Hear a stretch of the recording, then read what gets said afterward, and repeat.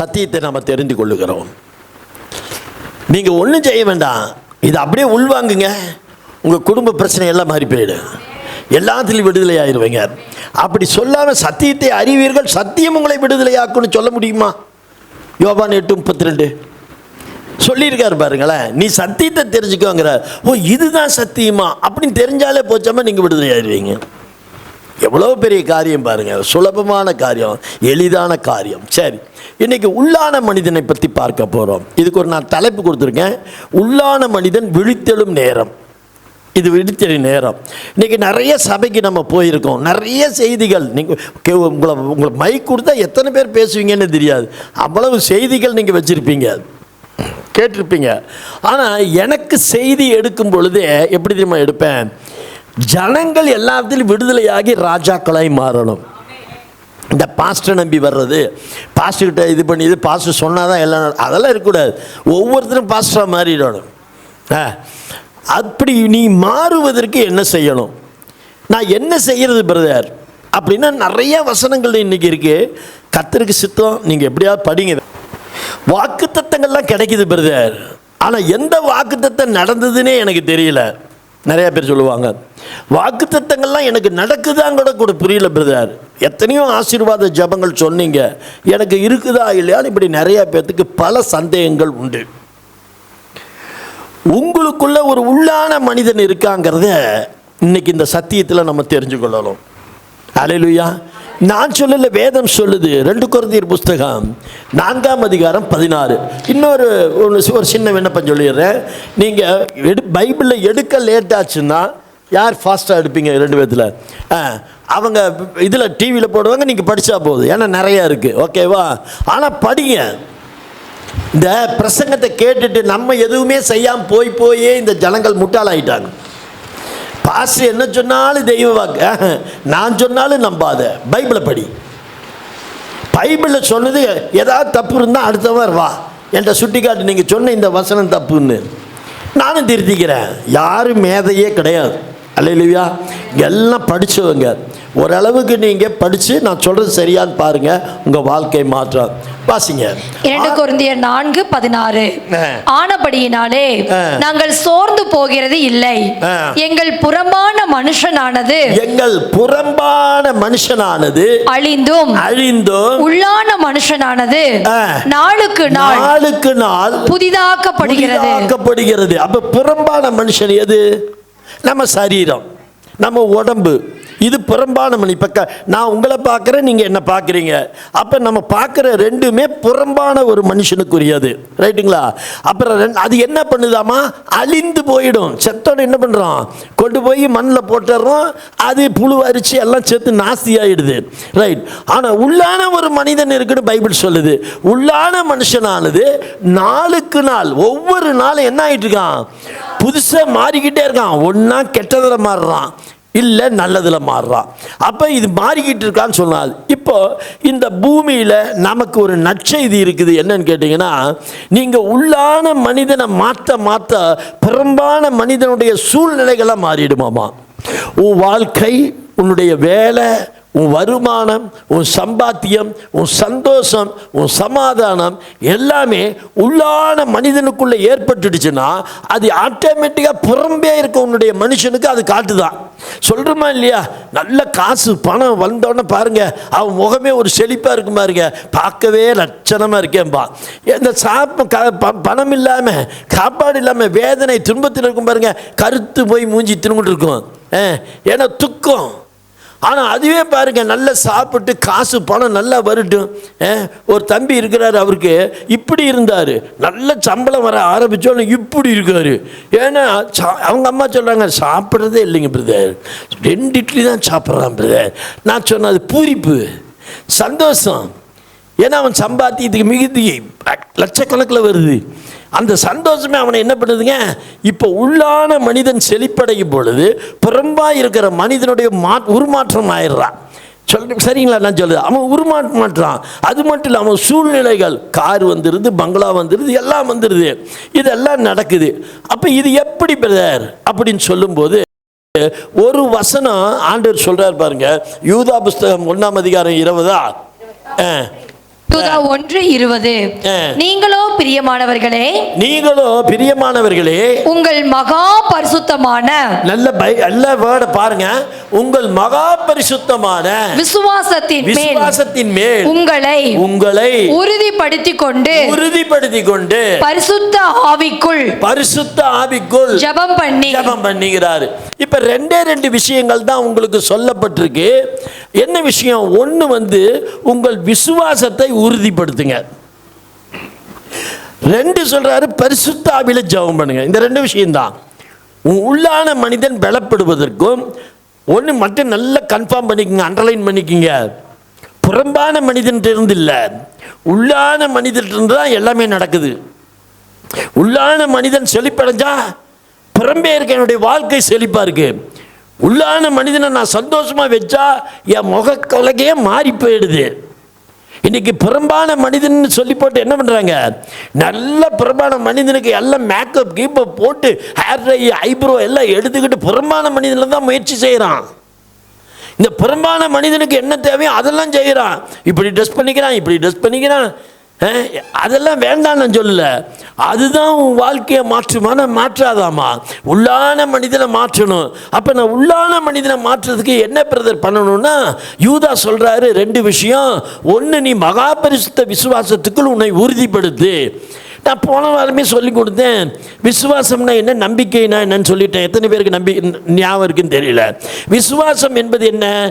கடந்த காலத்தில் நான் பிறக்காததுக்கு முன்பே எனக்காக ஒருத்தர் சிலுவையில் மரித்தாருன்னு சொல்லி யாரோ என்கிட்ட சொன்னாங்க. ஆனால் நான் அப்படியே ஏற்றுக்கொண்டு பாருங்க, அதுக்கு பேர் விசுவாசம். ஆண்டவர் இறந்ததை பார்த்தீங்களா? சிலுவையில் பக்கத்தில் நின்னீங்களா? எதுவும் இல்லை.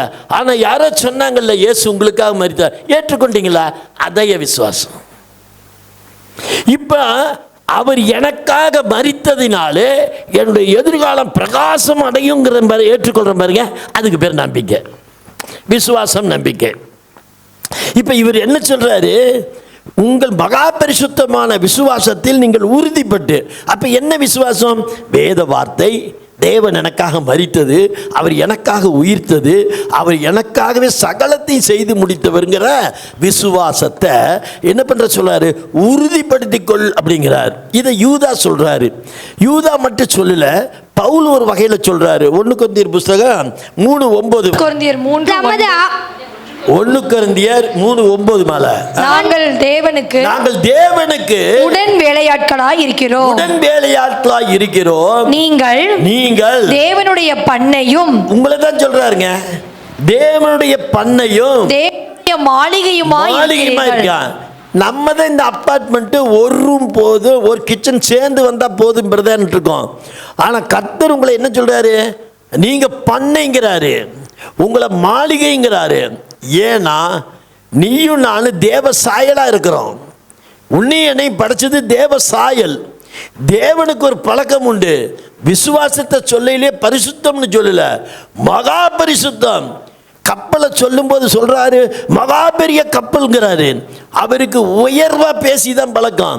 இப்பவும் பாருங்க, உங்களை ஒரு வீடுன்னு கூப்பிடல, உங்களை ஒரு சின்ன நிலம்னு கொடுக்கல, உங்களை தோட்டம், சில பொலிப்பெயர்ப்புல தோட்டம், மாளிகை, இப்படி தான் உங்களை கூப்பிடுறாரு.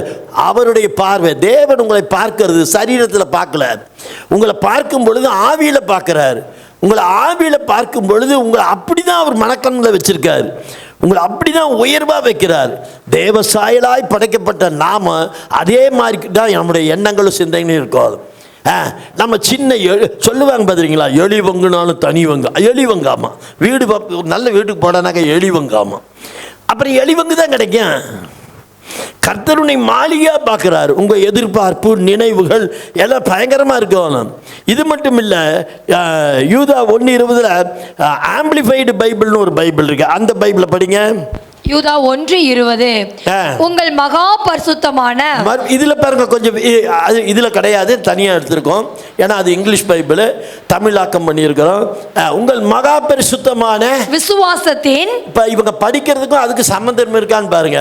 உங்கள் மகா பரிசுத்தமான விசுவாசத்தில் அஸ்திவாரத்தின் மேல் தொடர்ந்து முன்னேறி ஒரு உயரமான கட்டிடம் உயர்ந்து கொண்டே போவது போல் வளருங்கள். வளருங்கள். இது இன்னொரு மொழிபெயர்ப்பு. அப்போ அவர் என்ன சொல்றாருங்களா, எப்படி வளரணுமாமா, ஒரு உயரமான கட்டடம் எப்படி உயர்ந்து கொண்டே போகுதோ நீங்கள் உங்களுடைய ஆவிக்குரிய வாழ்க்கையை வளர்ந்து கொண்டே, அதாவது உங்கள் விசுவாசத்தை வளர்ந்து கொண்டே போங்கள்ங்கிறாரு. இதையே ஐஎஸ்வின்னு ஒரு பைபிள் இருக்கு, இன்டர்நேஷனல் ஸ்டாண்டர்ட் வெர்ஷன் ஒரு பைபிள் இருக்கு. அதில் யூதா 1:20 சொல்லுது. எப்படி சொல்லுது பாருங்க. அன்பானவர்களே, அன்பானவர்களே, உங்கள் சொந்த நன்மைக்காக, உங்கள் சொந்த நன்மை. ஏன்னா இன்னைக்கு என்ன சொல்றாங்க எல்லாரும், பிரதர் பெசாம இருங்க, இதெல்லாம் ஆவிக்குரிய வாழ்க்கையில் நடக்கிறது. இந்த தோட்டம் பண்ணை ஆசீர்வாதம்ங்கிறதெல்லாம் ஆவிக்குரிய வாழ்க்கை. அதாவது பரலோகம் போனாதான் நடக்கும், பூலோகத்தில் நடக்காது பிரதர். அதனால இங்கே நம்ம 70 வயசு 50 வயசு கஷ்டப்பட்டு தான் போகணும், அதுக்கெல்லாம் வேற வழி இல்லை பிரதர். வேணா நீங்க சொல்றது பலிக்கும், இப்போ இல்லை, பரலோகம் போகத்தில் வேணா இருக்கணும். ஆனால் வேதம் தெளிவாக சொல்லுது. இந்த ஐஎஸ்வி பைபிளில் அவர் என்ன சொல்றார், முதல்லயே அன்பானவர்களே உங்கள் சொந்த நன்மைக்காக, எல்லாம் சொல்லுங்க, சொந்த நன்மைக்காக. என்னுடைய சொந்த நன்மைக்காக. இது யாருடைய நன்மைக்கு? சொந்த, என்னுடைய சொந்த நன்மைக்கு. உங்கள் மகா பரிசுத்தமான, அங்க அப்படி ஆரம்பிக்கிறார், உங்க மகா பரிசுத்தமான விசுவாசத்தை தொடர்ந்து கட்டி எழுப்புங்கள். தொடர்ந்து கட்டி எழுப்புங்க. மேலும் பரிசுத்த ஆவியில் ஜெபம் செய்யுங்கள். போது விடுங்க. தொடர்ந்து உங்க விசுவாசத்தை கட்டி எழுப்புங்கன்னா வேத வசனத்தில் விசுவாசம், தேவனுடைய வார்த்தையில விசுவாசம், அவரை பற்றி கொள்ளுகிறதுல விசுவாசம், எனக்காக மரித்தாருங்கிறது விசுவாசம், எனக்காக தான் உயிர்த்தாருங்கிற விசுவாசம். நானே சபைக்கு போயிட்டு இருக்கிற காலத்தில் நான் உட்காந்துட்டு இருந்தேன்னா, என்னை இப்படி சில சமயம் பாஸ்டர் சொல்லுவார், ஆண்டவர் உங்களுக்காக மரித்தார் அப்படி. நான் அப்போ என் மனசுக்குள்ளே அப்போ இருக்கேன், என்ன தெரியுங்களா, கொஞ்சம் சுயநலம் தான். பக்கத்தில் இருக்கவங்க சும்மா பொய் சொல்கிறாங்க, அவர் எனக்காக தான் மரித்தார். உட்காந்துருக்கவங்க எண்ணம் எப்படி இருக்கானே, பக்கத்தில் இருக்கிறவங்களுக்கெல்லாம் தெரியல, பாவம், அவர் எனக்காக தான் மரித்தார். அந்த ஆசீர்வாதத்தை இழுத்துக்கணும். அப்படி தான் நான் பேசுவேன். பக்கத்தில் இருக்கிறவங்கள பாவம் தெரியாமல் பேசுகிறாங்க, அது எனக்காக தான். அல்லேலூயா. இந்த விசுவாசத்தை நீங்கள் கட்டி எழுப்புங்கள். ஏதோ என்னைக்கோ நடந்தது இப்போ விட்டு போட்டு இப்போ எல்லாமே எனக்கு தேவை என்ன, எனக்கு சார் வேணும், பங்களா வேணும், வீடு வேணும், இதுலேயே உட்காந்துருக்குறீங்க. இதெல்லாம் உனக்கு தேவை என்பதை கர்த்தர் அறிந்திருக்கிறார். இதெல்லாம் நீ மாம்சத்தில் கஷ்டப்பட்டு தான் வாங்கணுமான்னு அப்படி ஒன்று எழுதி வைக்கல. அவர் சொல்றார், உள்ளான மனிதனை நீ பலப்படுத்துங்கிறார். ஒரு மனிதனுக்கு உங்களுக்கு ஒரு நற்செய்தி, ஒருத்தனுடைய உள்ளான மனிதன் ஆசீர்வதிக்கப்பட்டுட்டா, ஒருத்தர் உள்ளான மனிதன் மறுரூபம் ஆயிட்டான்னா ஆட்டோமேட்டிக்காக புறம்பானவனுடைய வாழ்க்கை செழிப்படைஞ்சிடும். நீ எதுக்குமே அலைய வேண்டாம். உனக்கு என்ன தேவைன்னு அந்த உள்ளான மனிதன் ஆவியில் அவன் உணருவான். ஏன் இவன் இன்னும் வாடகை வீட்டில் இருக்கான், ஒரு சொந்த வீடு இப்படின்னு அதே பேசும். ஏன் இன்னும் இவன் 2 வீலரில் போயிட்டு இருக்கான், காரை வாங்குங்க, அதே பேசும். இப்போ நீங்கள் காருக்கும் வீட்டுக்கும் நீங்கள் ஜெபம் பண்ணிட்டு உட்கார்ந்துருக்கீங்களே, அதுதான் தப்பு. உங்கள் உள்ளான மனிதனை பலப்படுத்தணும். அதுக்கு தான் 2 வழி யூதா சொல்கிறாரு, 3 இதில் பைபிள்லையும் சொல்கிறாரு. நீங்கள் முதல்ல உங்கள் விசுவாசத்தை கட்டி எழுப்புங்க, அது உங்கள் நன்மைக்கு தான்.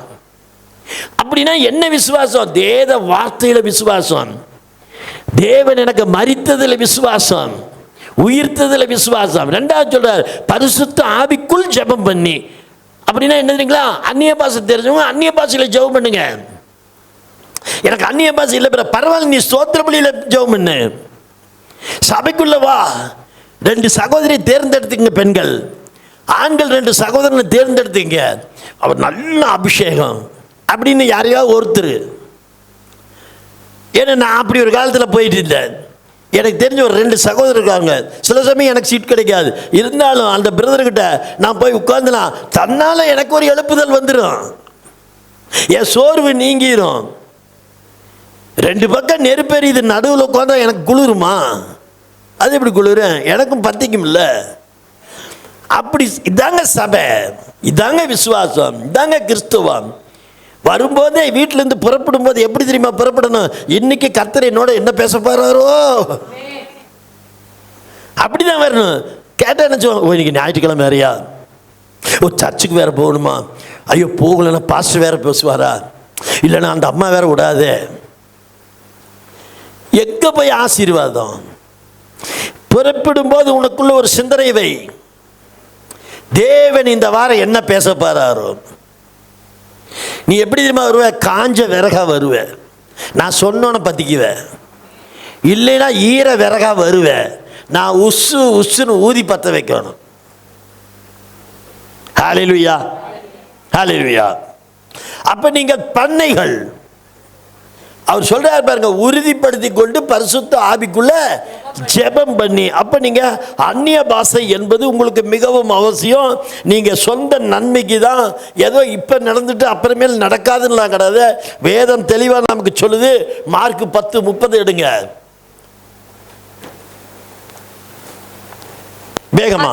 மார்க் 10:30. இப்பொழுது நல்லா கவனிங்க.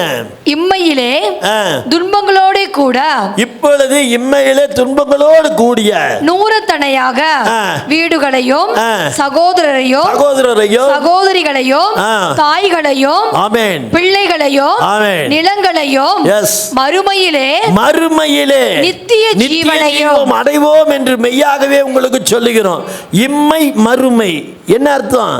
இன்றைக்கும் மறுமையில் அடுத்த காலத்துக்கும். அதாவது நான் பரலோகத்துக்கு போகிறதுக்கும் பரலோகத்துக்கு போகிறதுக்கு பூமியில் வாழ்க்கையில் வாழ்கிறதுக்கும் ரெண்டுக்குமே தான் இந்த ஆசீர்வாதம். கர்த்தர் என்ன தெரியுங்களா? இந்த பூமியில் நீங்கள் ஆசீர்வதிக்கப்பட்டு வாழணும். கர்த்தர் உங்களை உள்ளான மனிதனை பலப்படுத்தணும்னு முயற்சி செய்கிறார். அவருக்கு புறம்பான மனிதனுக்கு மேக்கப் ரூம் மாதிரி கூப்பிட்டு உங்களுக்கு நல்ல பட்டி வீசுறவர் இல்லை. அவர் உள்ளான மனிதனை பலப்படுத்துகிற தேவன். உள்ளான மனிதன் மேல் அவருக்கு ரொம்ப பிரியம். அவனை உயிரான மனதில் உயர்த்துங்கிற முயற்சி செய்கிறார்.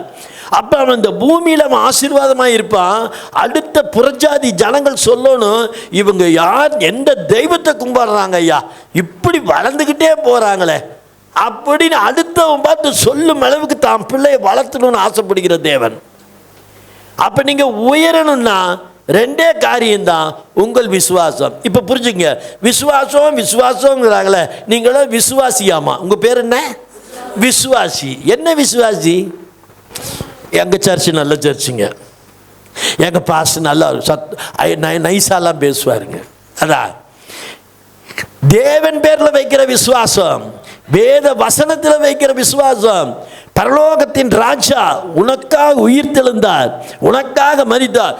இதில் நான் பலமாக இருக்கிறேன்யா. என் பேச்சில் வெளிப்படணும், என் சொல்லில் வெளிப்படணும். அவர் யார் தெரியுமா? எனக்காக மரிச்சார்ரா அப்படிங்கிற விசுவாசி. அவன் பேர் தான் விசுவாசி. அதை விசுவாசிக்கிறவன் பேர் தான் விசுவாசி. அல்லேலூயா. சரி, இப்போ நம்ம சப்ஜெக்டுக்குள்ளே வருவோம். மனிதன் 3 கூறுகளாக பிரிக்கப்பட்டிருக்கான். கடவுள் 3 கூறுகளாக இருக்கார், பிதா சுதன் பரிசுத்த ஆவி. மனிதன் 3 கூறுகளாக இருக்கிறான், ஆவி ஆத்மா சரீரம். சொல்லுங்க, மனுஷன் எத்தனை கூறு? ஆவி ஆத்மா சரீரம். இந்த 3 பாகமாக இருக்கீங்க.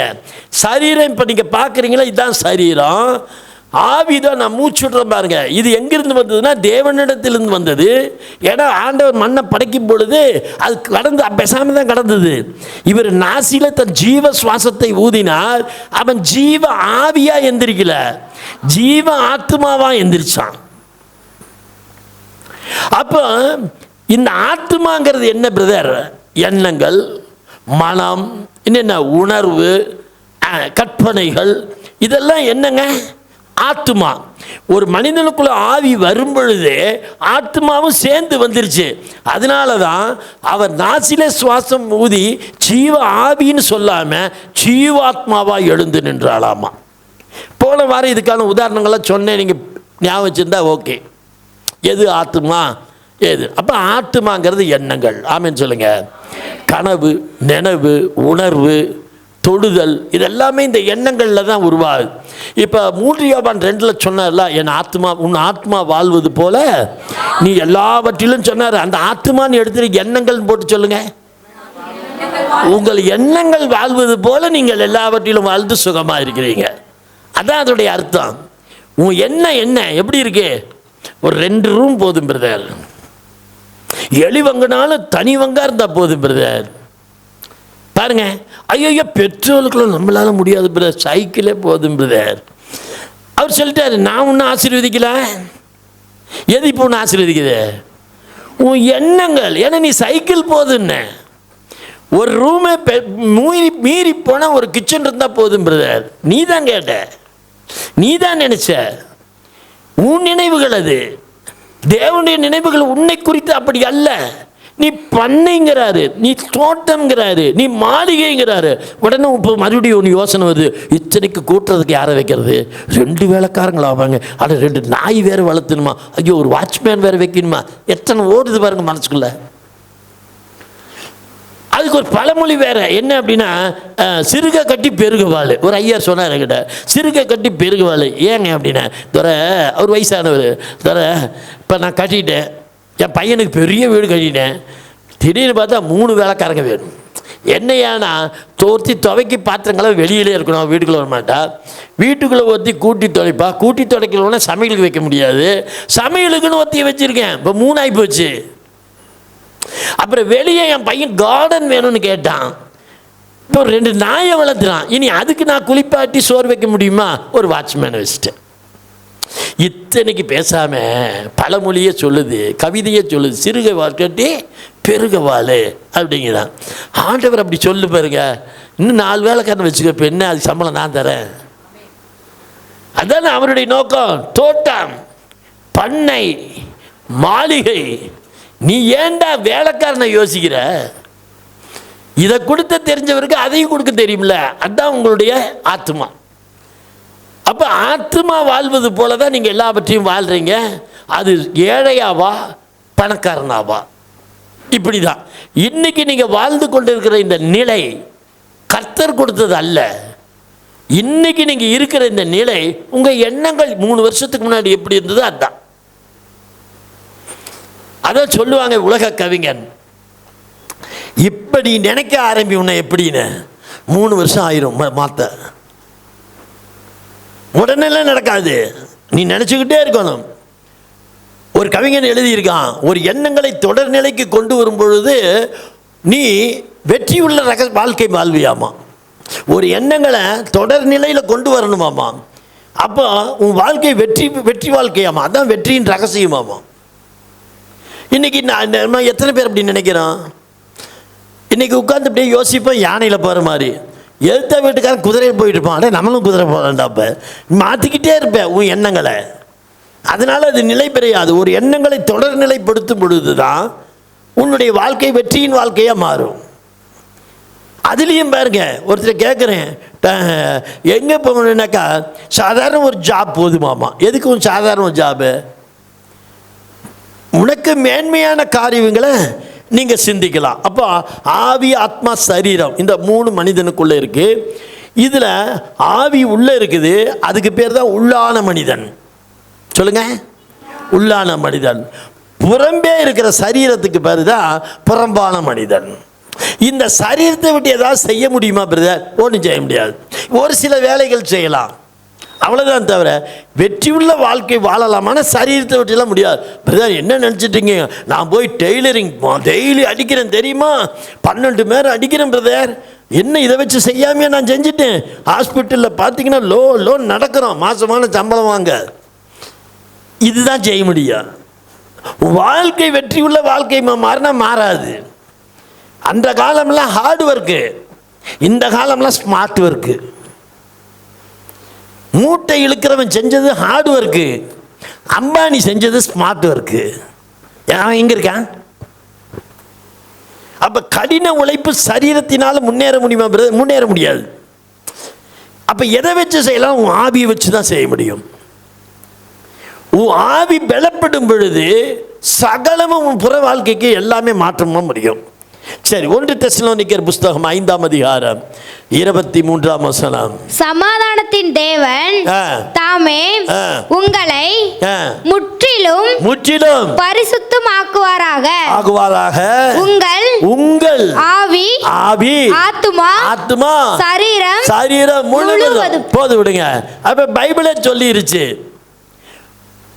சில வேத அறிஞர்கள் ஆவி சரீரம் 2 தான் பேசுவாங்க. ஏன்னா இந்த ஆத்மா நிலையற்றது. அது ஆவி கூடயும் சில சமயம் சேர்ந்துக்கும், அது சரீரத்தோடையும் சேர்ந்துக்கும். அது பெரிய காரியங்களை சாதிக்காது, அது ரொம்ப பொல்லாது. ஏன்னா அதுக்கிட்ட தான் பிசாசு பேசுவான். ஏய், உங்கள் ஆண்டவர் நல்லவரா? கட்டாயம் நல்லவர் தான். உங்கள் ஆண்டவர் அற்புதங்களை செய்வாரா? கட்டாயம் செய்வார். எல்லாம் சரி, சித்ரா உனக்கு நடக்குமா? இப்போ தான் வந்துருச்சு. அதானே இப்போ நம்ம மனசு குழம்பிடுச்சு. குழப்புற இடம் எது தெரியுமா? ஆத்மாவை தான். இந்த ஆத்மா குழப்பினோடனே சரீரம் சரின்னு நினச்சிட்டு இந்த ஆத்மா சரீரத்துக்கு கூட ஒட்டிக்கும். திடீர்னு வேத வசனம் பலப்பட்டு இன்னைக்கு சாட்சியெல்லாம் சொல்லி இன்னைக்கு நல்ல அபிஷேகத்தில் நடத்தினாரு அப்படின்னா டக்குன்னு போய் ஆவியோடு சேர்ந்துக்கும். இது என்ன செய்யுதுன்னே அதுக்கே தெரியாது. நீ எதில் வழி நடத்துறியோ நல்லா கவனிக்கிறீங்களா? இதுதான் உங்கள் வாழ்க்கை. நான் உங்கள் வாழ்க்கையை தான் பேசிகிட்டு இருக்கேன். எதில் நான் ஆட் ஆகிக்கிறதுன்னு அதுக்கு தெரியாது. நீ எதில் பலமாக இருக்கியோ அதில் போய் சேர்ந்துக்கும். நல்ல ப்ரேயர் அது இதுன்னு அபிஷேகத்தில் இருந்துட்டியா உடனே வந்து உங்கள்கிட்ட ஒட்டிக்கும். எப்போ பாரு உங்களுக்கு அந்த சிந்தனை வந்துடும். சர்ச்சு, வேத வசனம், ப்ரேயரு, பாட்டு. அப்போ தான் இந்த சரீரம் என்ன பண்ணும்? ரோட்டில் போயிட்டு இருக்கும், ஒரு நோட்டீஸை பார்த்துரும். அந்த நோட்டீஸை பார்த்து அது மயங்கிடும். உடனே இதை என்ன பண்ண ஆத்துமா இதை விட்டு போட்டு ஓடி போய் அங்கே சேர்ந்துக்கும். ஆமாம், நல்லா இருக்குல்ல. இப்போ இந்த ஆத்துமாவை கையாளுறது கடினம், கவனமாக இருக்கணும். ஆவியை, அதனால தான் பவுல் சொல்கிறாரு, யூதா சொல்கிறான், நீ ஆவியை பலப்படுத்தினா அந்த ஆத்மா கண்டிப்பாக ஆவி கூட தான் இருக்கும், சரீரத்துக்குள்ளே போகாது. அப்போ இந்த ஆத்மாவை நான் எப்படி பலப்படுத்தணும்? சர்ச்சு, பைபிள் ரீடிங், ப்ரேயர், ஆராதனை, இதில் எப்பவுமே இருக்கணும். அதான் சர்ச்சில் ஏன் ஞாயிற்றுக்கிழமை வர சொல்கிறாங்க? உங்கள் ஆவி ஆத்மாவை பலப்படுத்துறது தான், அதுக்குள்ளே உங்களை வழி நடத்துறது தான்.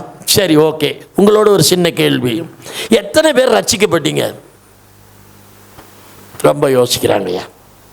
பகலில் 70 பேர் வந்தாங்க, டப்புன்னு எல்லாரும் கை தூக்கிட்டாங்க. நானும் கூட எதிர்பார்க்கல, எல்லாம் தயங்குன்னு நினச்சேன். சத்தியத்துக்கு ஆண்டவருக்கு உண்மையை பலிப்படுத்த சொல்கிறேன். எதுக்கு கேட்ட ஸ்பாட் அத்தனை கையும் தூக்கிடுச்சு. இன்னும் தூக்கல பேர். அப்போ ரட்சிக்கப்பட்டோம்னு தெரியல. பாருங்க, உமா சிஸ்டரு, ஷீலா சிஸ்டரு, அப்போ இத்தனை வருஷம் சர்ச்சுக்கு போய் நம்ம என்ன பண்ணியிருக்கோன்னு தெரியல. என்ன சுதா, என் பேர் கேட்டோம் சுதா. எத்தனை பேர் ரசிக்கப்பட்டீங்க? இப்போ எப்படிப்பாங்க பாருங்க. அப்படியே அந்த ஆத்மா வேற எதுவும் இல்லை, அந்த அது பண்ணுற வேலை.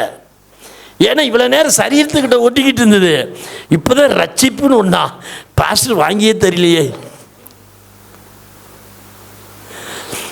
கர்த்தரை தன் சொந்த ஜெயமாக ஏற்றுக்கொண்டு தன் வாழ்க்கையை பாவ பிரசனத்திலிருந்து வெளியே எடுத்தது பாருங்க, அதுக்கு பேர் தான் ரட்சிப்பு.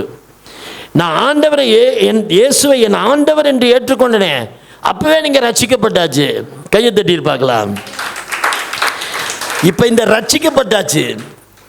இன்னும் சொன்னால் ரட்சிக்கப்பட்டதுனால தான் காலையில் வர முடியல, மாலையிலையும் வந்து உட்காந்துருக்கிறீங்க. ஞாயிற்றுக்கிழமை எங்கேயோ இருந்து சபைக்கு வரீங்க. ஏன்? அந்த ரட்சிக்கப்பட்டதுனால.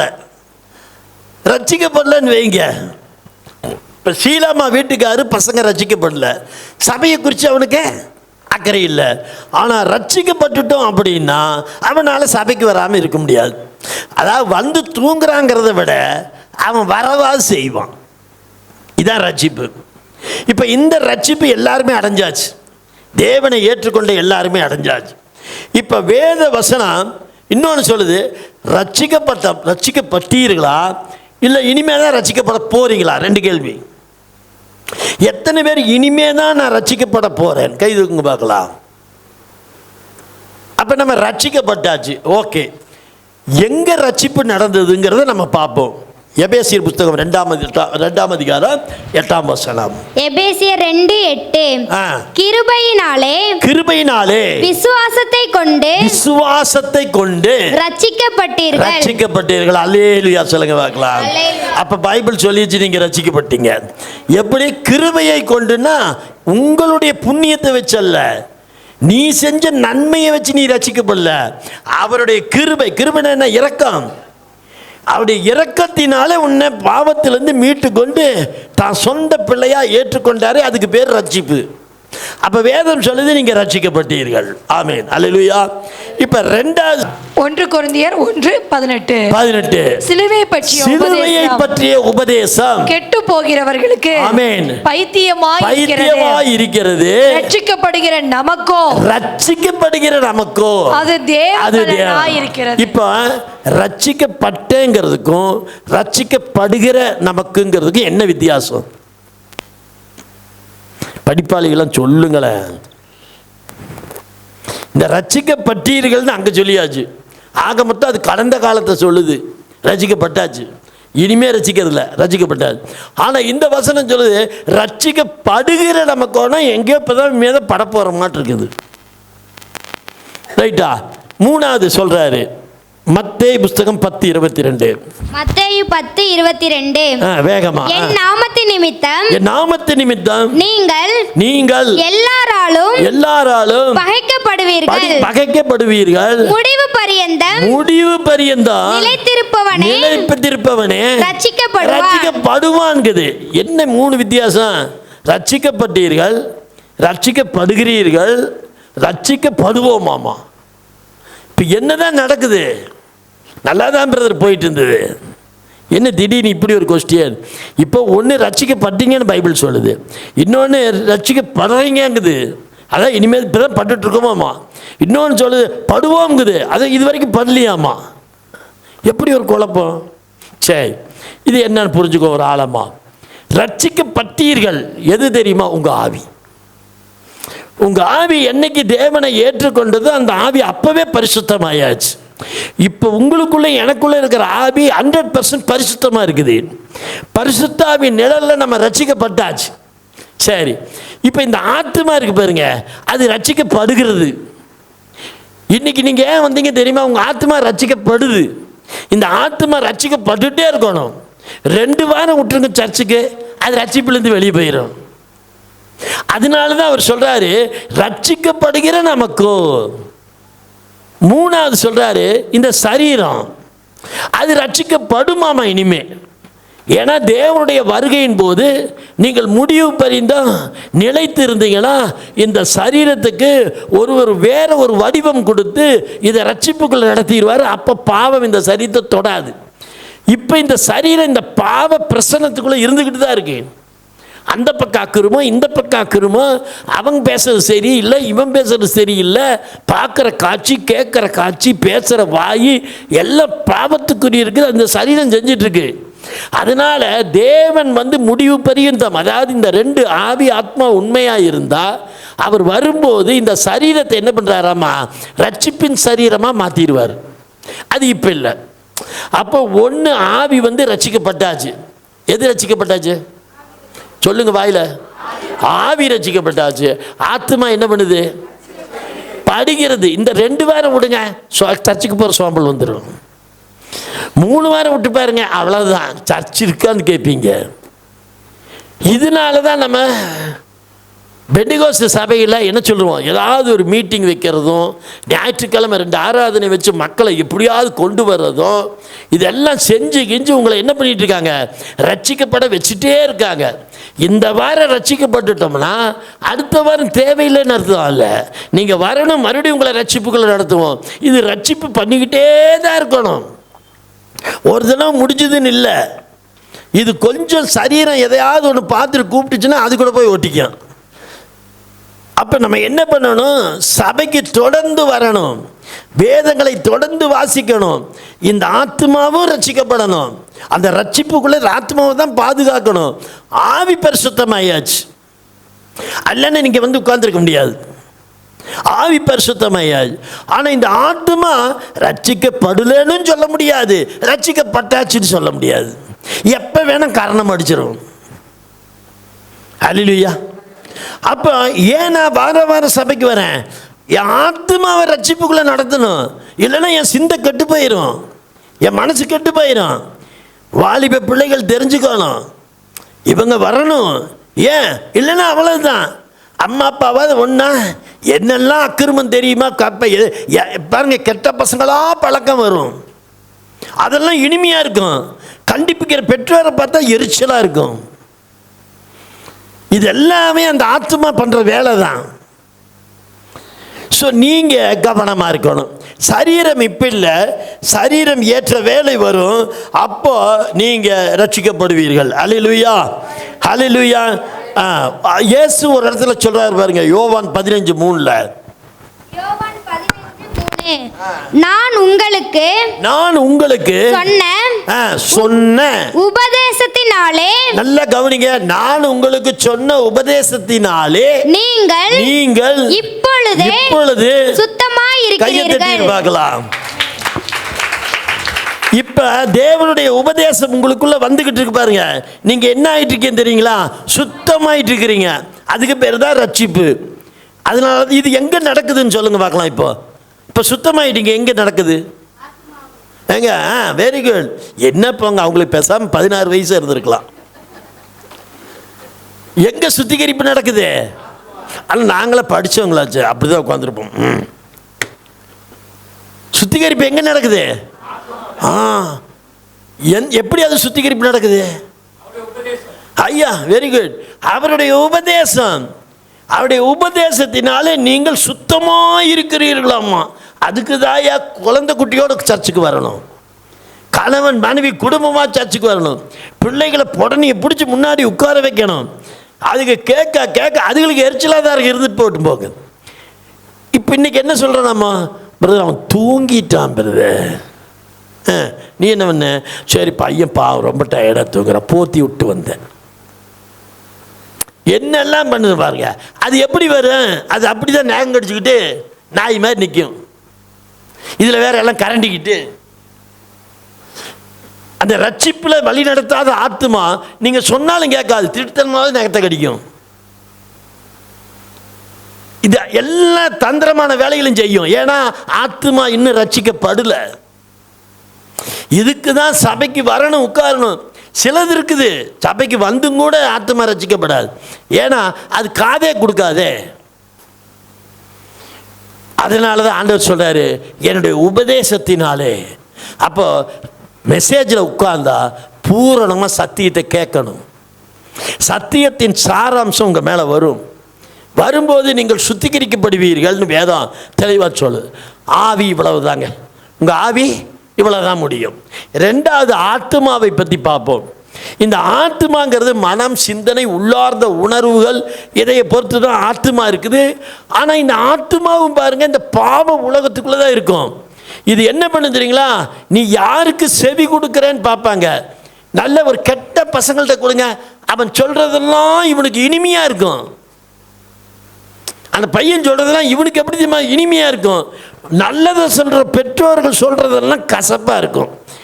ஏன்னா இந்த ஆத்மா பொல்லாதது, இது பாவ உலகத்தில் இருக்குது. ஆனால் அதுவே அந்த பையன் அல்லது அந்த பொண்ணு ஆண்டவர் பக்கம் தன் ஆத்மாவை திருப்பிச்சுன்னா பூர்ண ரட்சிப்பு. இந்த ரெண்டு ரட்சிக்கப்படும் பொழுது புறம்பான என்னுடைய வாழ்க்கை ஆசீர்வாதத்தில் கொண்டு போயிடும். நான் எதையும் தேட வேண்டாம். ஆத்மா ஆவி என்ன செய்யுங்கிறத பின்னாடி நான் சொல்கிறேன். அல்லேலூயா, அல்லேலூயா. அந்த பாவத்தின் வல்லமை ஆணாகட்டும் பொண்ணாகட்டும் யாரையும் விடாது. இப்போ கெட்ட பசங்க சொல்கிறதெல்லாம் காதுக்கு இனிமையாக தான் இருக்கும். ஆனால் ஏற்ற வேலை வரும் பொழுது அந்த ஆத்மா ஆவி பக்கம் போகாது. ஏன்னா ஆவி ரட்சிக்கப்பட்டாச்சு, அது பக்கம் போகாது.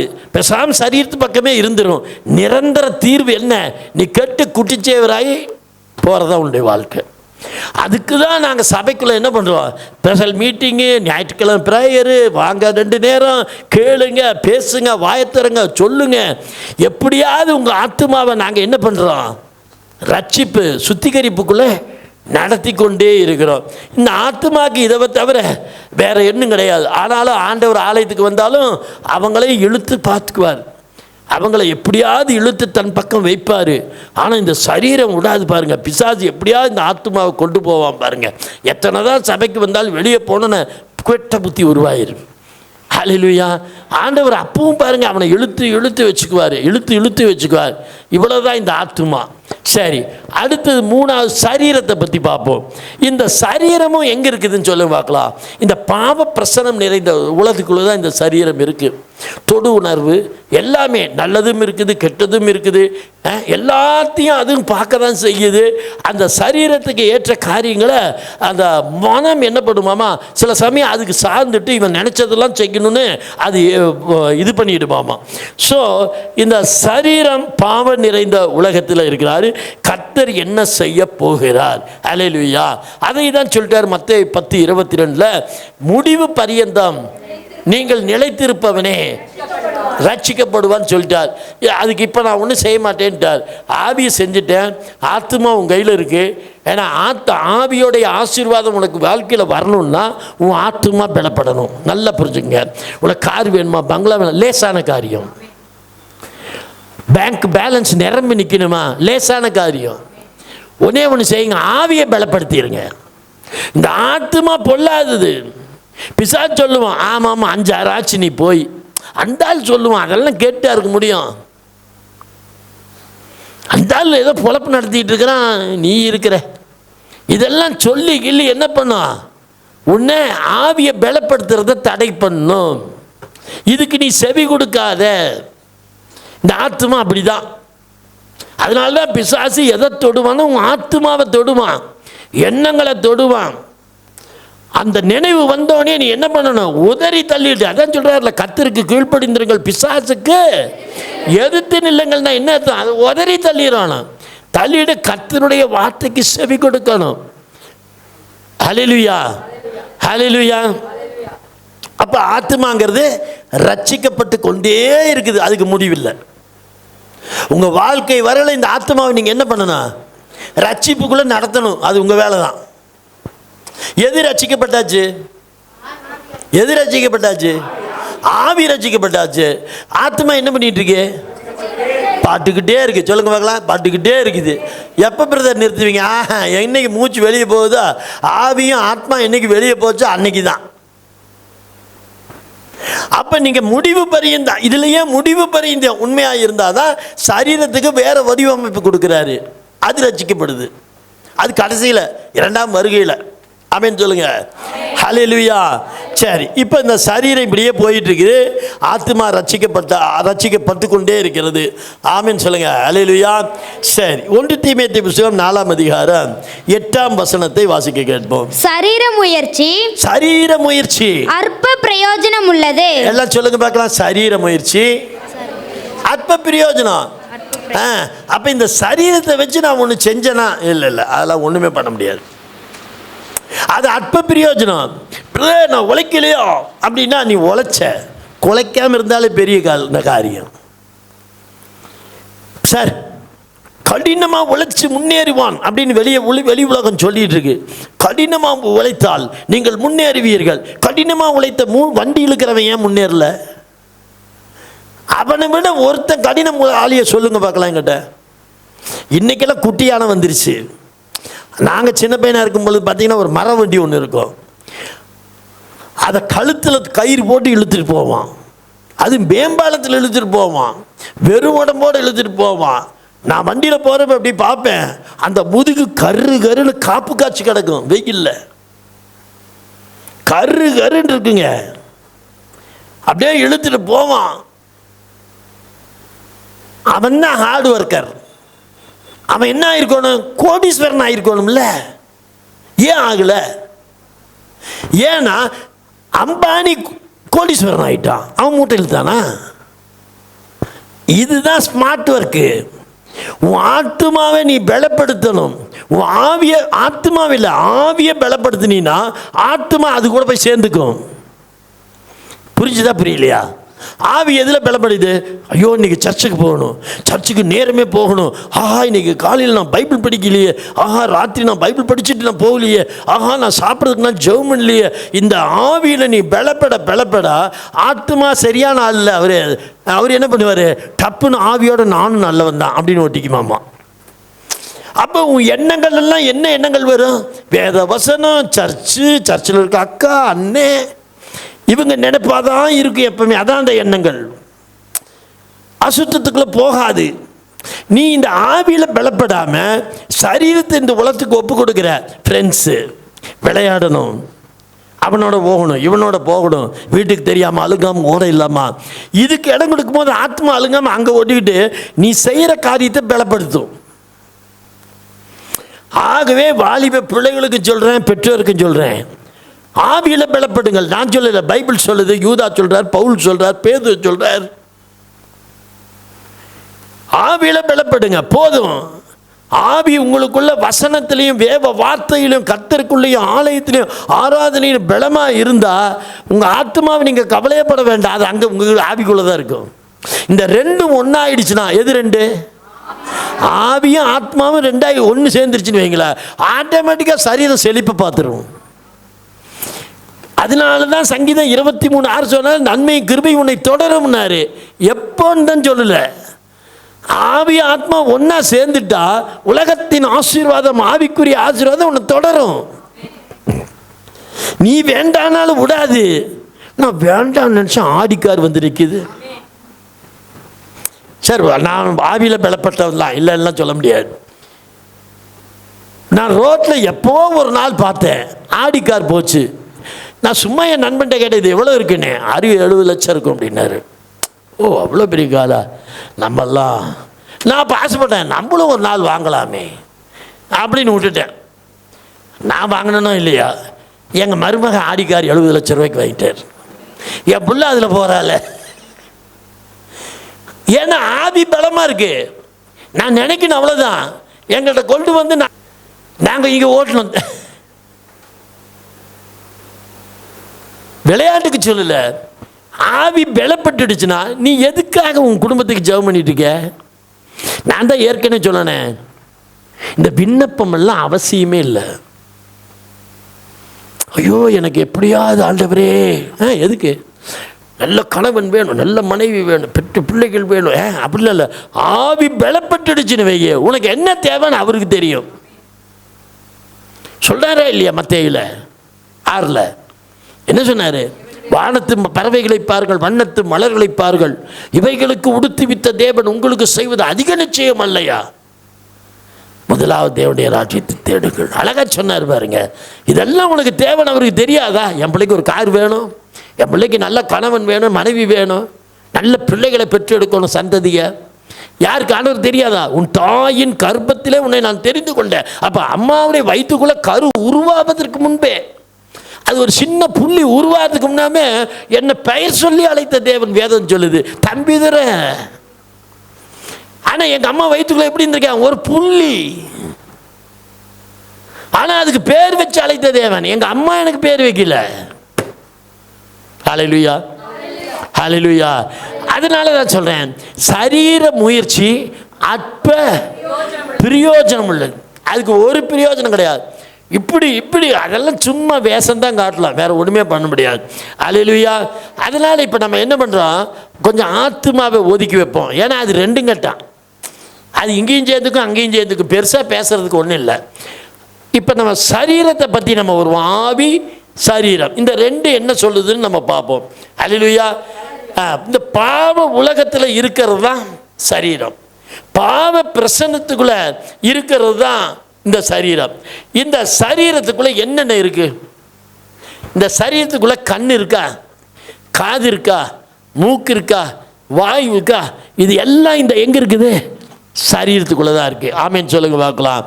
இப்போ இந்த பரலோகத்தில் இருக்கிற தேவன் உங்கள் சரீரத்தை பார்த்து பேச மாட்டார். அவர் அங்கே இருந்துட்டு உமான்னு கூப்பிட்டா சரீரத்தை பார்த்து கூப்பிடல, உங்கள் ஆவியை பார்த்து கூப்பிடுறார். தேவன் நம்மளோட எப்படி பேசுகிறாரா? சரீரத்தை பார்த்து பேசுறதில்ல, நம்மளுடைய ஆவியை பார்த்து பேசுகிறார். இப்போ போனவர் நான் சொன்னல, ஆவி ஆத்மா சரீரம்னா என்னன்னு கேட்டிங்களா? நர்ஸாக இருக்கிறதுனால புதிதாக வந்த பிள்ளைகள் இருக்கீங்க. ஆவிங்கிறது தன்னை மூச்சு கொடு. ஆவி எங்கே இருக்குது அப்படின்னா, ஒரு சின்ன எக்ஸாம்பிள் என்ன நான் சொன்னேன், நான் இப்போ டெட் பாடிக்குள்ளே என்ன இருக்குது என்ன இல்லை? நர்ஸ் தானே, நர்ஸ் தானா? Very good, you are welcome. Dead பாடிக்குள்ளே இந்த 3ல் என்ன இருக்குது என்ன இல்லை? நீங்கள் சொல்ல, அவங்க வந்து நீங்கள் சொல்லுங்க. இல்லை, டெட் பாடிக்குள்ளே என்ன இல்லை? ஆவி ஆத்மா இல்லை, சரீரம் கிடக்குது. கோமா பேஷண்ட்டுக்குள்ளே என்ன இருக்குது என்ன இல்லை?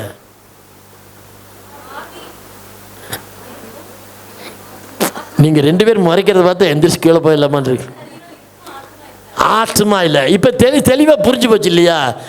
அப்போ இப்போ எனக்குள்ளே என்ன இருக்குது, உங்களுக்குள்ளே என்ன இருக்குது, எது இருக்குது, என்ன இல்லை? மூணுமே இருக்குது. ரைட். இப்போ தேவன் உங்களோட பேசணும்னு சொன்னால் உங்கள் சரீரத்தை பார்த்து பேசலை, உங்கள் ஆவியை பார்த்து பேசுகிறார். ஆமேன்னு சொல்லுங்க பார்க்கலாம். இன்னும் உங்களுக்கு புரிகிற மாதிரி ஒரு சில வசனங்கள் லூக்கா புஸ்தகம் 16ஆம் அதிகாரத்தில் வாசிக்க கேட்போம். ஐஸ்வர்யமுள்ள ஒரு மனுஷன், நல்லா கவனிங்க கதையை, அது உங்களுக்கு பாதி மெசேஜ் கிடைச்சிரும்.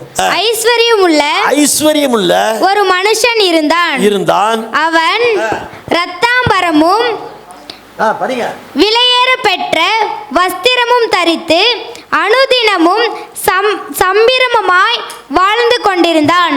லாசரு என்னும் பெயர் கொண்ட ஒரு தரித்திரனும் இருந்தான். அவன் பருக்கள் நிறைந்தவனாய் அந்த ஐஸ்வர்யவானுடைய வாசலருகே கிடந்து அவனுடைய மேஜையிலிருந்து விழுந்த துணிக்கைகளாலே தன் பசியை ஆற்ற. 19 தானே, 23 வேறு ஒரு படிமா. அவனுடைய மேஜையிலிருந்து விழுந்த துணிக்கைகளாலே தன் பசியை ஆற்ற ஆசையாய் இருந்தான். நாய்கள் வந்து அந்த பருக்களை நக்கிற்று. பின்பு அந்த தரித்திரன் மரித்து தேவதூதரால் ஆபிரகாமுடைய மடியிலே கொண்டு போய் விடப்பட்டான். ஐஸ்வர்யவானும் மரித்து அடக்கம் பண்ணப்பட்டான். 23 போது விடுங்க. ஓகே, சரி, நான் சுருக்கமாக இந்த கதையை சொல்கிறேன்.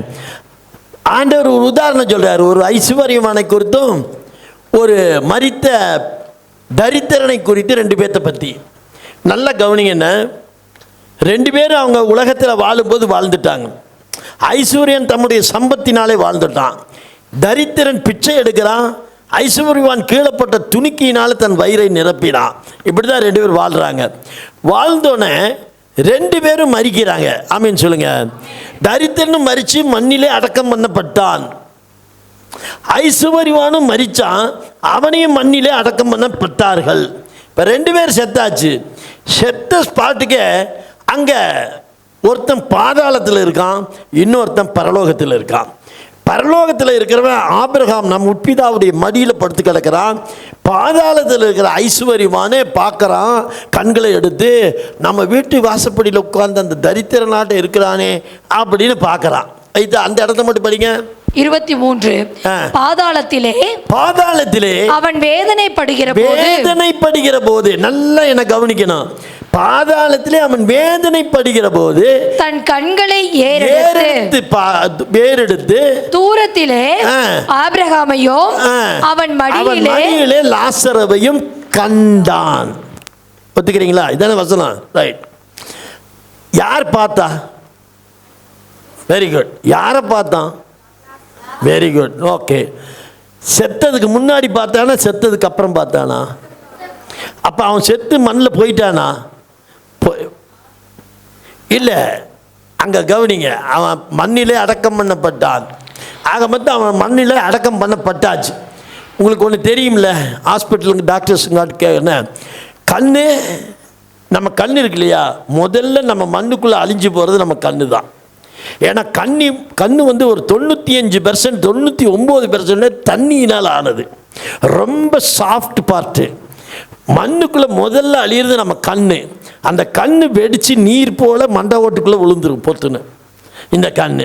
ஆக மொத்த சரீரத்தில் அந்த கண்ணு போயாச்சு. இப்போ இவங்க 2 பேர் உயிரோடு எழுந்தவங்க அங்கே பாதாளத்தில் இருக்கிற பரலோகத்தில் இருக்கிற ஆபிரகாம் மடியில் உட்கார்றத கண்டானாமா. எப்படி கண்டான்? கண்ணு தான் இங்கே போயிடுச்சே.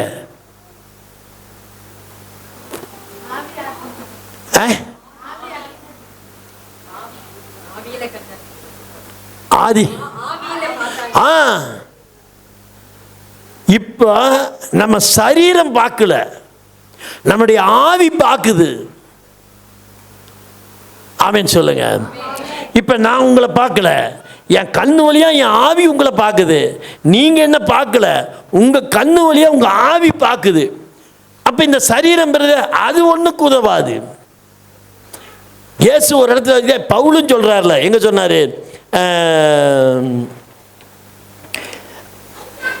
இது 1 கொரிந்தியர் 6:19-20 என்ன இருக்கு? 1 கொரிந்தியர் 6:19-20 உங்கள் சரீரமானது நீங்கள் தேவனாலே பெற்றும் உங்களில் தங்கியும் இருக்கிற பரிசுத்த ஆவியினுடைய ஆலயமாய் இருக்கிறது என்றும் நீங்கள் உங்களுடையவர்கள் அல்ல. உங்கள்னு யாரை சொல்லுச்சு தெரியுமா? ஆவியை சொல்லுது. நீங்கள் உங்களுடையவர்கள் அல்ல. அப்படின்னா இந்த சரீரத்துடையவர்கள் அல்ல. பவுல் சொல்றாரு 2 கொரிந்தியர் 5:4 படிங்க. 2 கொரிந்தியர் 5:4 இந்த கூடாரத்தில் இருக்கிற நாமாமா பாரம் சுமந்து தவிக்கிறோம். போறேன் கொடுங்க. இந்த கூடாரம், இதுக்கு பேர் என்னங்க? கூடாரம். இதை இயேசு சொல்றாரு பாருங்க, எபிரேயர் 10:5.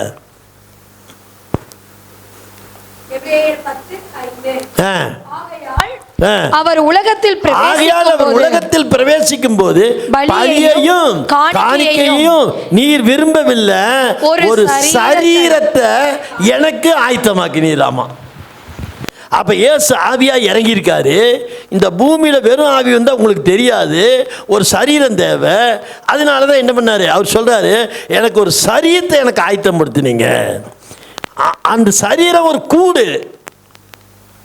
செத்துதுன்னா இப்போ செத்தவனை தடி எடுத்து அடிங்க, வலிக்குமா? செத்தவனுக்கு ஊசியில் குத்துனா வலிக்குமா? ஒன்றும் தெரியாது, முடிஞ்சு போச்சு. ஆனால் இங்கே ஐஸ்வர்யவான் நான் தாகமாக இருக்கேங்கிறான். ஆவிக்குள்ளே என்ன இருக்கு? தாகம் இருக்குது. நாக்கு தான் இங்கே மண்ணுக்குள்ளே போயிடுச்சே, அப்புறம் எப்படிடா? ஆனால் ஆவிக்குள்ளே தான் பார்க்கிற வல்லமை, ஆவிக்குள்ளே தான் ருசிக்கிற வல்லமை, அன்பு, பரிவு எதில் வச்சு வருது? ஐயோ என் சகோதரர்கள் இப்படி தான் பண்ணிட்டு இருக்காங்க, கொஞ்சம் யாரையாவது அனுப்புங்களேங்கிறான்.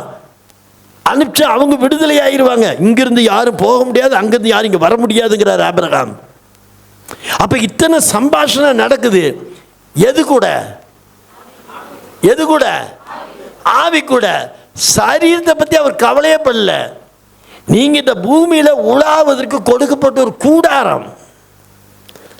ஸோ அப்போ இந்த வச்சுட்டு நான் ஏதாவது பண்ண முடியுமா? 1-2 பண்ணலாம், அவ்வளவுதான்.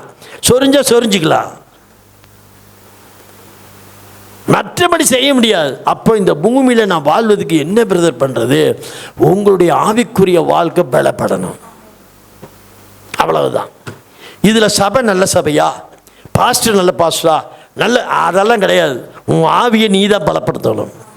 வேதம் தெளிவாக சொல்லி, உன் ஆவியை, விசுவாசத்துக்குள்ள உங்கள் ஆவியை நீங்கள் பலப்படுத்துங்க, பரிசுத்த ஆவியினால பலப்படுத்துங்க. அப்போ இந்த ஆவி ஒன்றை நீங்கள் கரெக்ட் பண்ணிட்டீங்கன்னா புறம்பே இருக்க உங்கள் வாழ்க்கை எல்லாம் மாறிடும். அவருக்கு முதல்ல பிடிச்சது என்ன தெரியுமா? என் பிள்ளைகள் எங்கேயும் அடிமையாக இருக்கக்கூடாது. அவருக்கு என் பிள்ளைகள் ஆவியில் பூர்ண ரட்சிப்புக்குள்ளே வரணும். இதுதான் கர்த்தருக்கு பிரியம். அதனால தான் ஒவ்வொரு தடவையும் உங்கள் ஆத்மா செதறி போகும்போது அவர் இழுத்து பிடிச்சிக்கிறார், வா சபைக்குன்னு. யாரையாவது ஒருத்தரை கொண்டு போய் சபைக்கு இழுத்துட்டு வருவார் பாருங்க. அதனால தான் அவர் சொல்கிறாரு, உங்களுக்கு எல்லாமே சபை இல்லை, உனக்கு எந்த போதகன் ஏற்றவனாக இருப்பானோ அவங்ககிட்ட கொண்டு போய் உன்னை விட்டுறேன். அப்பவும் நம்ம என்ன பண்ணுவோம்? பிச்சுக்கிட்டு போவோம். அப்பவும் ஆண்டவர் இழுத்துட்டு வருவார். எப்படி பிசாசு வருது? உள்ளே போனால் தான் அவன் அங்கே போவான், இல்லைன்னா ரோட்டில் சுற்றிட்டு இருப்பான். ஏதோ ஒரு வகையில் கர்த்தர் உங்களை என்ன பண்ணிடுறாரு? ரட்சிப்புக்குள்ள நடத்திக்கிட்டே இருக்காரு. ஆமேன்னு சொல்லுங்க, ஹல்லேலூயா. அப்போ உங்கள் உள்ளான மனிதனை நீங்கள் பலப்படுத்தணும். ஆமேன், ஹல்லேலூயா. இன்னைக்கு இந்த சரீரம் என்ன பண்ணும்? ஃபேஸ்புக்கில் ஒரு சமாச்சாரத்தை பார்த்துரும், இன்ஸ்டாகிராமில் ஒரு சமாச்சாரத்தை பார்த்து, இதுக்கு எப்போ பாரு துடிக்கும் பாருங்க.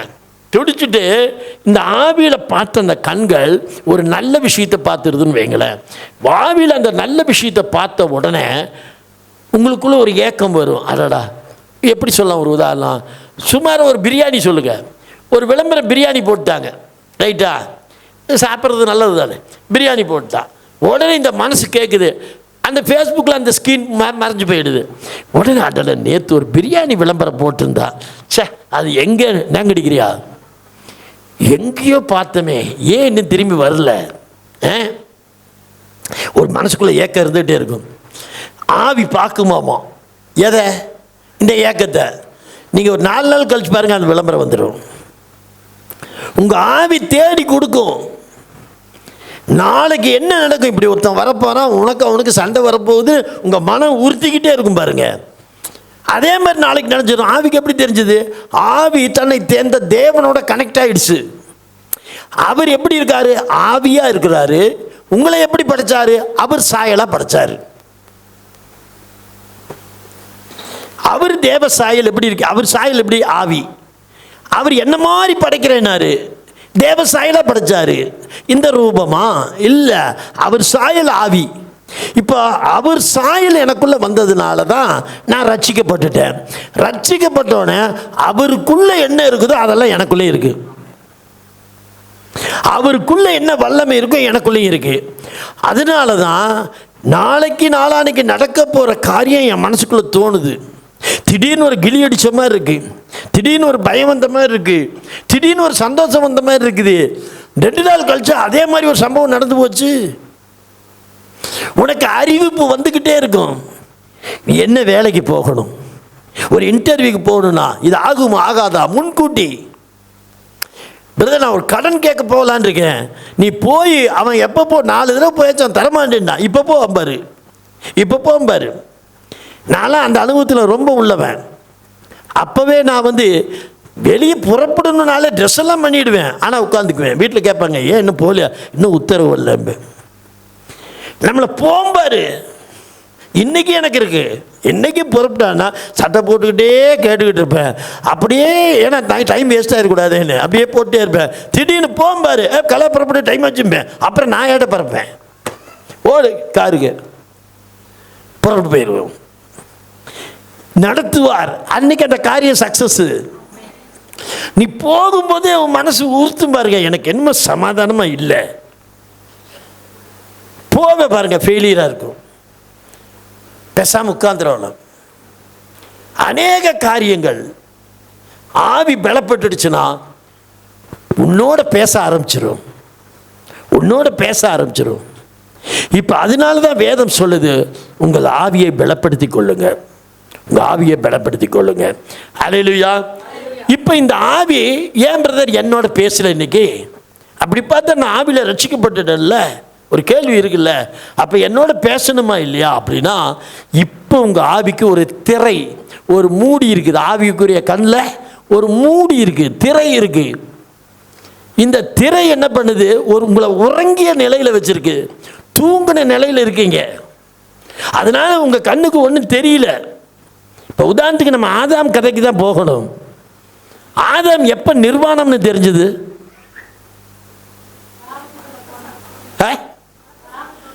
பாவத்தை செஞ்ச உடனே அவன் திறந்திருந்த மூடிச்சு. அவனை படைக்கும் போது அவனுடைய ஆவிக்குரிய கண்கள் திறந்து தான் இருந்தது. அதனால தான் தேவனை பார்த்தான், தேவன் கூட பேசுனா, தோல் மேலே கை போட்டுட்டு போனாங்க. நிர்வாணம் கூட தெரியல, மகிமையின் ஆடை அவனை மூடி இருந்தது. அதனால் அவனுக்கு நிர்வாணம் தெரியல. பாவம் செய்தோன்னு அவன் ஆவியில் இருக்க திரையை எடுத்துட்டாரு, மூடிட்டாரு. அவனுக்கு தலைகீழாக நடந்துருச்சு, மூடிட்டாரு. மூடினோடனே பார்க்குற நிர்வாணம் ஓடி போய் ஒளிஞ்சுக்கிட்டான். இப்போ தேவனுடைய சத்தத்தை கேட்டான், நம்ம தேவனை காணல. அதே இது தலைகீழாக போடுங்க. நமக்கு உங்கள் ஆவியுடைய மூடி திறக்கப்பட்டா நாளைக்கு என்ன நடக்கணும்னு உனக்கு தெரிஞ்சிடும். கர்த்தருடைய சத்தம் கேட்கும், கர்த்தர் பேசுறத நீ உணருவ. உன் எதிர்காலம் என்னங்கிறது உன்னால் திட்டம் போட முடியும். நீ போ. அப்போ உனக்கு நான் சொல்கிறேன், நீ செய்கிற இந்த அடிமை தொழில் உனக்கு பிடிக்காது. எப்போ நான் அடுத்த கட்டத்துக்கு போகலாம், எப்போ நான் பண்ணையாக மாறுவேங்கிற ஆசை, எப்போ நான் மாளிகையாக மாறணுங்கிற திட்டம், இதெல்லாம் உனக்குள்ள உருவாயிரும். அந்த கண்கள், ஆவி கண்கள் மூடி இருக்கிற வரலும் கிடைச்ச வேலை சொர்க்கமாக இருப்பேன். வாரம் 3000, வாரம் 5000, ஓகே, நிம்மதியாக போயிட்டு இருக்கேன் போல. இல்லை, கஷ்டம் என்னன்னு தெரியாது, எது இல்லை எது இருக்கு எதை பற்றியும் தெரியாது. ஆனால் ஆவியை நீங்கள் பலப்படுத்த வேத வசனத்துக்குள்ள, விசுவாசத்துக்குள்ள நீங்கள் உயர உயர உயர கட்டிக்கொண்டே போகும் பொழுது அந்த ஆவிக்கு கண்கள் மேலே இருக்க அந்த மூடி திறக்கப்படுமாமா. ஆமீன் சொல்லுங்க. அப்படி திறக்கப்பட்டோன்னு தான் தெரியும் நான் என்ன செய்யணும், என்ன செய்யக்கூடாது, என் எதிர்காலம் என்ன, நான் என் வேலை எப்படி நிர்ணயம் பண்ணணும். இதெல்லாம் எனக்கு நடந்ததுங்க. திறக்கப்பட்ட நான் எங்கே இருக்கணும்னு எனக்கு தெரிஞ்சது. இன்னைக்கு நிறைய பேத்துக்கு நான் வெளிப்பாடு தரேன். நீங்கள் வந்து நின்னாலே உங்களுக்கு என்ன நடக்க போகுதுன்னு சொல்கிறேன். ஆவிக்குரிய கண்கள் இருக்க அந்த திரை எடுத்து போடப்படும். என்ன பிரதர் மந்திரம் பேசிக்கிட்டு இருக்கீங்களா? இல்லை இல்லை இல்லை, உண்மையை பேசிக்கிட்டு இருக்கிறேன். ஆமீன் சொல்லுங்கள் பார்க்கலாம். அல்லேலூயா, அல்லேலூயா. அதுக்கு இன்னொரு சின்ன உதாரணம் இயேசுவை பற்றி சொல்கிறேன். லூக்கா புஸ்தகம் 8ஆம் அதிகாரம் 30ஆம் வசனம். வேகமாக சீக்கிரம் முடிச்சிடலாம். லூக்கா 8:30. இயேசு அவனை நோக்கி, இயேசு நல்லா கவனிக்கணும், நான் கொடுக்கிற வசனம் கவனிங்க. இயேசு அவனை நோக்கி, உன் பேர் என்னவென்று கேட்டார். பேர் என்ன என்று கேட்டார். அதற்கு அவன் லேகியோன் என்றான். அநேகம் பிசாசுகள். சரி விடுங்க. இப்ப அவனை பார்த்து பேர் கேட்டா, அன்னைக்கு பழைய ஏற்பாட்டு காலத்துல அவங்க அப்பா அம்மா வச்ச பேர் தானே சொல்லணும். ஆனா அவனுக்குள்ள இருக்க லேகியோன்னு சொல்றான். ஏன்னா அநேக பிசாசுகள் அவனுக்குள் புகுந்திருந்தபடியால் அந்த பெயரை சொன்னான். அப்ப இவர் என்ன யாரை பார்த்து பேசியிருக்காரு? அவனை பார்த்து பேசினார்னா அவன் ஆவியை பார்த்து பேசினார். அதனாலதான் ஆவியோட பேரை அவன் சொல்றான். ஒரு சமயம் அவங்க அப்பா அம்மா அவனுக்கு சகரியான்னு வச்சிருக்கலாம், இல்ல தங்கராஜன்னு வச்சிருக்கலாம், எப்படி வேணா வச்சிருக்கலாம். ஆனால் சரீரத்தை பாட்டு கேட்டிருந்தா அவன் என்ன சொல்லியிருப்பான்? சகரியான் இருப்பான், தங்கராஜன் இருப்பான், ஜேபின்னு இருப்பான், ஏதோ ஒன்று சொல்லியிருப்பான். ஆனால் அவர் சரீரத்தை பார்த்து கேட்கல, அவர் ஆவியை பார்த்து கேட்டார். அதான் அவன் சொல்கிறான் லேகியோன்கிறான். அப்போ இயேசுடைய கண்களில் திரையே கிடையாது. பரிசுத்த வெளிச்சம் உள்ள ஒரு மனிதன், ஒரு மனுஷனாக வந்த தெய்வம். அவருடைய ஆவிக்குரிய கண்கள், வாய்கள் எல்லாம். அதனால தான் கடந்த காலம், நிகழ்காலம், எதிர்காலத்தை சொன்னார் பார்த்தவனை. யாரை பார்த்தாலும் எல்லாத்தையும் சொல்றார் அவர்கிட்ட. ஜான் வெஸ்லி என்ற ஒரு மனிதன் இருந்தார். அவர் ஆவிக்குரிய கண்கள் திறக்கப்பட்ட ஒரு மனிதன் வேத அந்த ஒரு புக்கு சொல்லுது. அவர் கிராமங்களில் அப்படி குதிரையில் தான் போவாராமா. கிராமங்களில் போனால் ஜனங்கள் பின்னாடி ஓடுவாங்களாமா. ஏன்? அவருடைய ஆவி பலப்பட்டு கிடக்குது. ஆமேன்னு சொல்லுங்க. உங்க ஆவி பலப்பட்ட ஜனங்கள் உங்களை தேடி வருவாங்க. சார் நான் எங்கேயோ பிறந்தவன் சார், நீங்க எங்கேயோ பிறந்தவங்க, இன்னைக்கு 2 பேர் இணைஞ்சிருக்கோம். தம்பீரை விளம்பரம் எந்த டிவியில் பார்த்தீங்க? எந்த போஸ்டர்ல என் போட்டோவை பார்த்தீங்க? பாருங்க. ஆவி பலப்படும் போது என்னை தேடி வந்துருவாங்க. இயேசுவை மட்டும் என்னங்க, அவர் பிரசங்கம் பண்ணிட்டு மலைக்கு போயிட்டாரு, திரும்பி பார்க்கிறாரு, 15 லட்சம் பேர் வந்திருக்காங்க பின்னாடி. பேதுரு பலப்பட்டான் சார், எழுந்து பிரசங்கம் பண்றான், 3000 பேர் ரட்சிக்கப்பட்டாங்க. இன்னொரு இடத்துல 5000 பேர் ரட்சிக்கப்பட்டாங்க. வேதம் என்ன சொல்லுது? இப்போ நாங்க என்ன செய்யணும் பிரதர்? உங்க ஆவியை பலப்படுத்துங்க, மற்றதெல்லாம் அப்புறம்தான். உங்க ஆவியை பலப்படுத்துங்கன்னா அனுதின வேத வாசிப்பு, வேதத்தை ஆராயுங்க. நிறைய பேருக்கு அதுவே தெரியாது. நேற்று கூட ஒரு பையன் என்கிட்ட கேட்குறா, ஐயா நீங்கள் வேத வாசிப்புங்கிறீங்களா? நான் எப்படி நான் தான் படிச்சுட்டு இருக்கேனே, ஒரு வசனம் படித்தாலும் 4 கேள்வி உங்களுக்குள்ள இருக்கணும். இது யாருக்கு சொல்லப்பட்டது? ஒரு வசனத்தை எடுத்தீங்கன்னா உங்களுக்குள்ள என்ன கேள்வி? யாருக்கு சொல்லப்பட்டது? ஏன் சொல்லப்பட்டது? எப்போ சொல்லப்பட்டது? எதுக்காக சொல்லப்பட்டது? Why, where, when, who. இந்த 4 கேள்விக்கு நீங்கள் ஒரு வசனத்துக்கு பதில் தேடிட்டீங்கன்னா தியானம், that is known as a meditation. உங்கள் ஆவி பலப்படும். வசனம் என்ன தியானிச்சு அது உள்ளே போயிடும், மனப்பாடம் நிற்கும். அதை ஜெபத்துக்கு உபயோகப்படுத்திட்டு போ, பரிசுத்த ஆவியினாலே. 2 விஷயம். 1 விசுவாசத்தில் பலப்படுங்க, 2வது பரிசுத்த ஆவியால் ஜெபம் பண்ணுங்க. இன்னும் கொஞ்சம் ஆழமாக உங்களுக்கு புரிகிற மாதிரி நான் சொல்லட்டுமா? 2 ராஜாக்கள் புஸ்தகம் 6ஆம் அதிகாரம் 17ஆம் வசனம். இதை நல்லா கவனிங்க. 2 ராஜாக்கள் 6:17. அப்பொழுது எலிசா விண்ணப்பம் பண்ணி கர்த்தாவே இவன் பார்க்கும்படி இவன் கண்களை திறந்தருளும் என்றார். உடனே கர்த்தர் அந்த வேலைக்காரன் கண்களை திறந்தார். இதோ எலிசாவை சுற்றிலும் அக்கினிமயமான குதிரைகளால் ஒரு சரி, இந்த கதையை நான் சொல்றேன். எலிசா ஒரு மலை மேல உட்கார்ந்துருக்கார். அவர் எப்பவுமே தேவ தியானத்தில் தான் இருப்பார். கண்களை மூடி கர்த்தரை தியானித்து கொண்டு இருக்கிறார். திடீர்னு எலிசாவுக்கு விரோதமாக 3 ராஜாக்கள் படையெடுத்து வராங்க. 3 ராஜாக்கள், ஒரு மனிதனை கொல்ல 3 ராஜாக்கள் வந்து அங்கே சூழ்ந்து நிற்கிறாங்க. கிட்டத்தட்ட எத்தனை பேர்னு எண்ணிக்கையே சொல்லல. அப்ப இவர் கண்ணை மூடிட்டு இருக்காரு. அவருடைய வேலைக்காரன் கேயாசி நின்று இப்படி பார்க்குறான். என்னடா இன்னும் புழுதி கிளம்புது, பார்த்தா சும்மா குதிரை படை பயங்கரமாக வந்துட்டு இருக்கு. ஓடி வரான் எலிசா கிட்ட, ஐயா என்ன கண்ணை மூடிட்டு உட்காந்துருக்காரு, நம்மளை உண்டு இல்லைன்னு பண்ணுறதுக்கு கூட்டம் வந்துகிட்டு இருக்கையாங்கிறான். அவர் பேசாமல் இருக்கார். அது என்னையா நீங்கள் கொஞ்சம் எந்திரிங்கிறான். எலிசா ஜெபம் பண்ண ஆரம்பிச்சிட்டான்.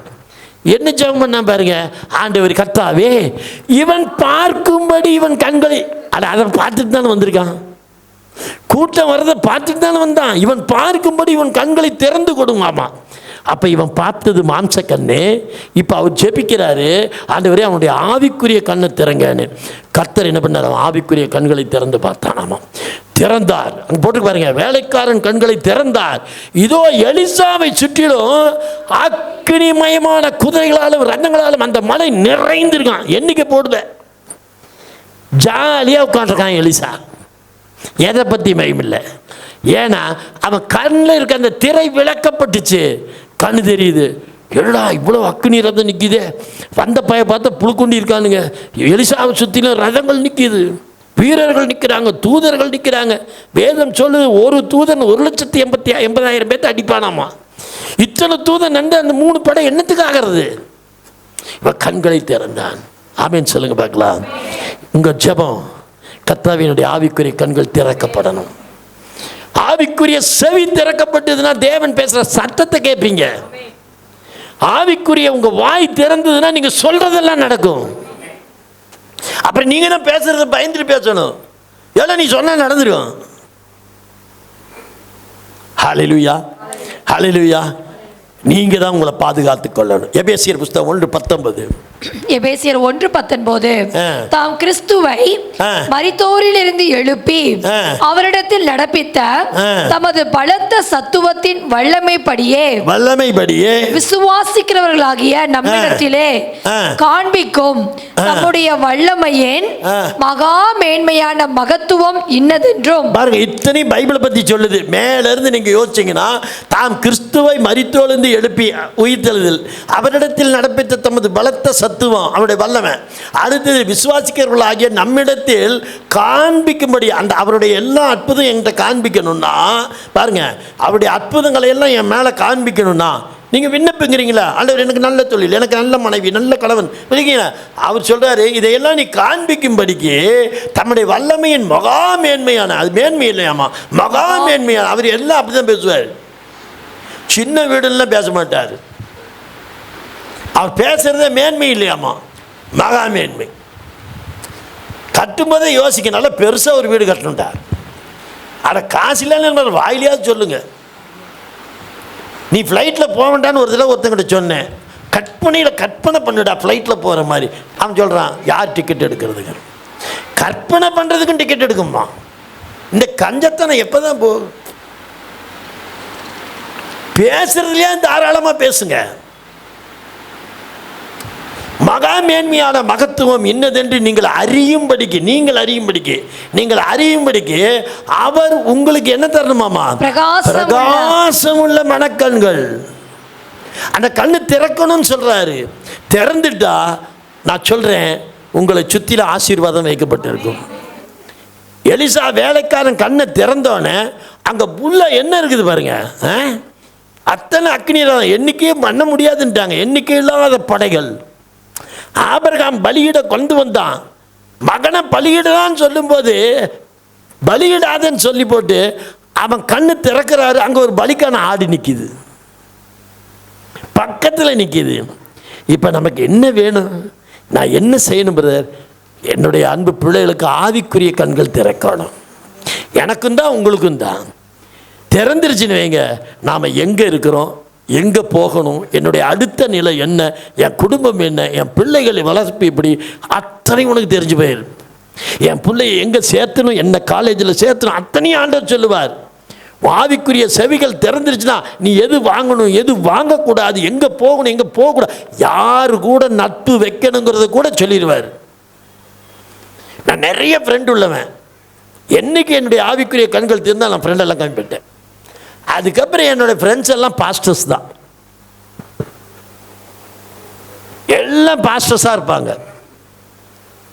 பழைய நண்பர்கள் ஒரு பயில என்ன நான் சொல்லிட்டேன், எகிப்தியன் நீ திரும்பி என்கிட்ட வரக்கூடாதுன்ட்டு. அன்றைக்கி ஒரு இது ரைட் ஓகே. ஆனால் இப்போ இப்படி ரோமர் 8 புஸ்தகத்தில் 5ஆம் வசனம்,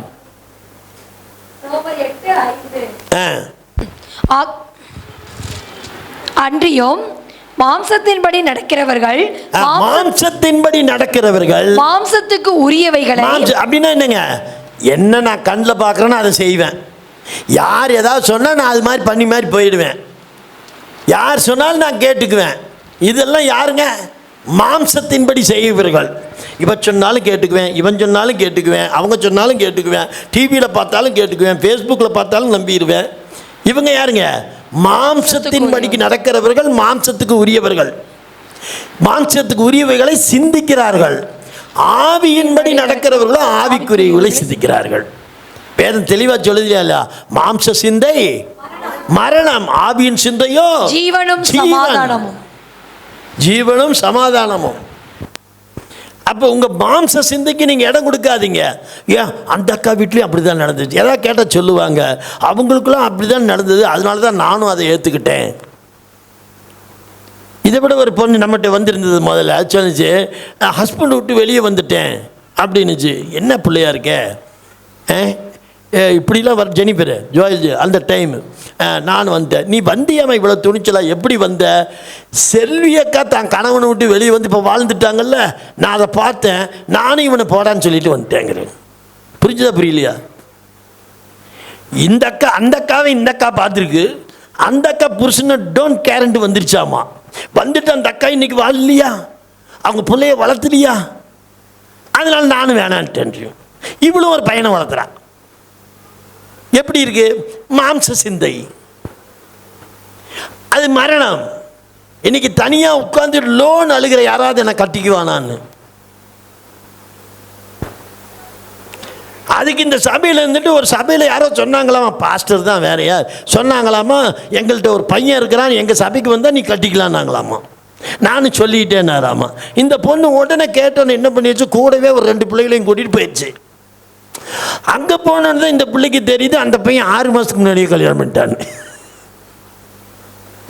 உடனே இப்போ இந்த பிள்ளை கோவப்பட்டுட்டு என்ன பண்ணி, அதுக்கு முன்னாடி அங்கே போகிறதுக்கு முன்னாடியே 3 லட்சம் ரூபாய்க்கு போகியத்துக்கு ஒரு வீடு எடுத்திருக்கா சேர்த்து வச்ச காசில்.